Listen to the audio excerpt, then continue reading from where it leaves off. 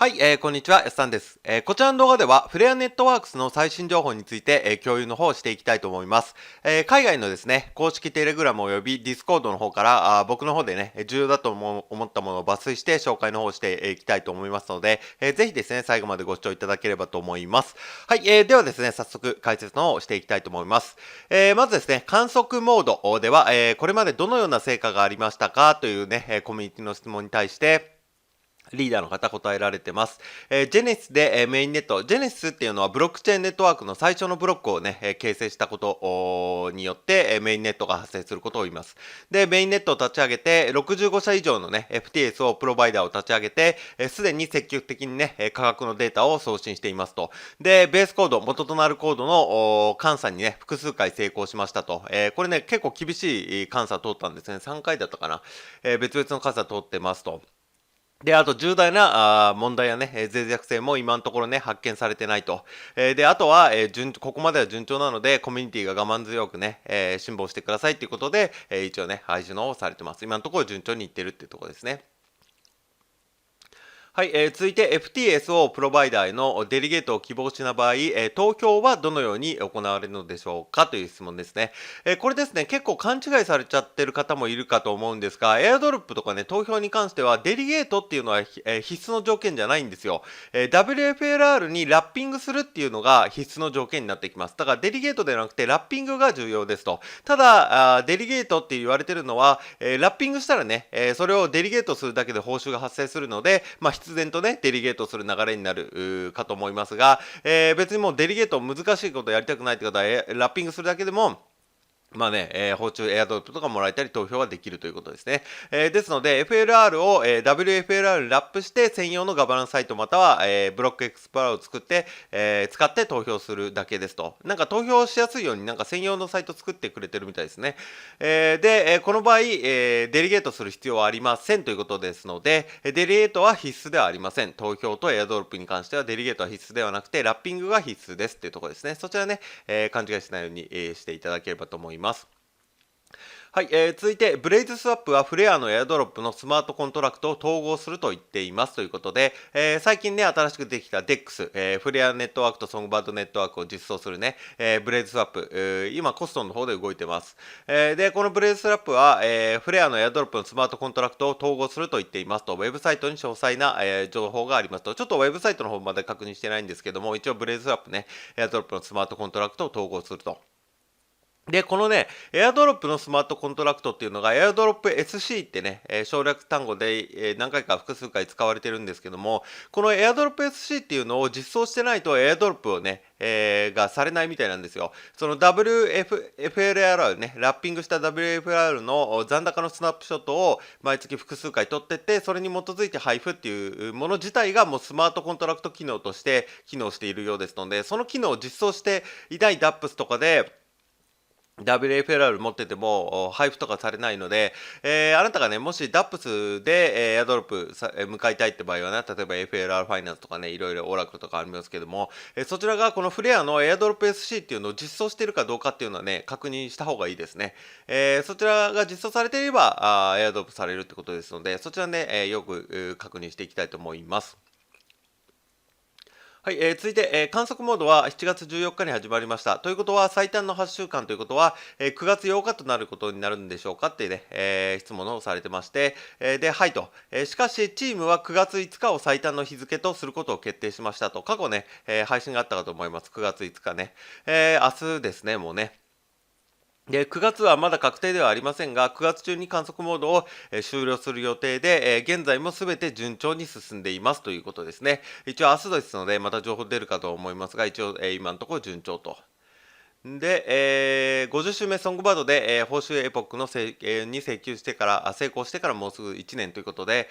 もうね、ソングバードのデリゲート報酬、50回目の周期に入ってまして、1週間に1回のね。で、すでにもう50週目に入りましたと。ですので、もう開始してからもうすぐ1年ですよと。1年間ね、報酬が発生し続けたっていうことはね、大きな実績になるかと思いますので、フレアをね、利用する際、デリゲートする際には、この実績をもとにね、また、情報の方がね、いろいろ拡散するかと思います。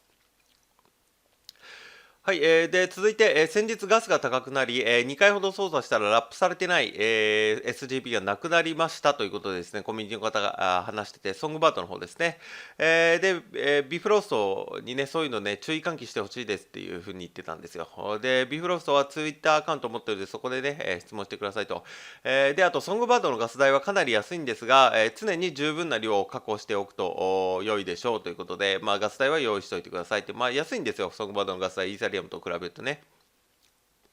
で、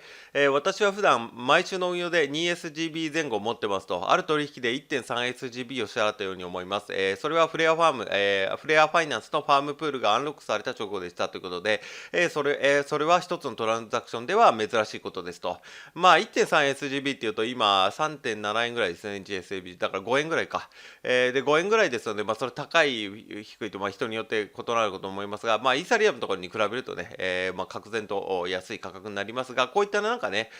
イベントがあった時にガス代上がったりするんですかね、そういったところで僕のでちょっと取り上げてみてね、今後もね、そういったことが発生するんであれば、どういったことをね、基準に、ガスが上がるのか、で、そのガスが上がった時はやっぱ取引したくないですよね。ですので、これはね、引き続きちょっと見ていきたいと思います。はい、続いて FLR で F アセットを作った場合でデリゲートしてない、その金額は毎月のね、エアドロップ、を受け取るためにカウントされないんでしょうかという質問で、FLR を担保に F アセットを作成してエアドロップと FTSO の報酬を同時に獲得することができますと。これね、過去にもね、同じ質問で結構答えられてるんですけども、これね、結構重要になってくると思いますんで、本当に大丈夫なのかというところで引き続き、何回かね、僕の方も追っていきたいと思います。で、これは、FLR を担保に F アセットっていうのは、これはね、ユーザーとエージェントって分かれてまして、我々ユーザーっていうのは XRP を FXRP に変換してもらうと、エージェントに。で、エージェントは FLR を担保に持っておく必要がありますので、どちらかというと、私たちはね、エージェントになって手数料報酬もらうってことよりは、F アセットを作って、それに元に保持して報酬をもらうって方ですので、これ FLR を担保にするっていうのは、僕らはあまり関係ないかと思うんですけども、セルフミンティングって自己鋳造っていうプランが用意されてるんですよ。その時には自分はね、XRP と FLR ね、両方保持して、報酬プログラムに、携わることになりますので、その時はね、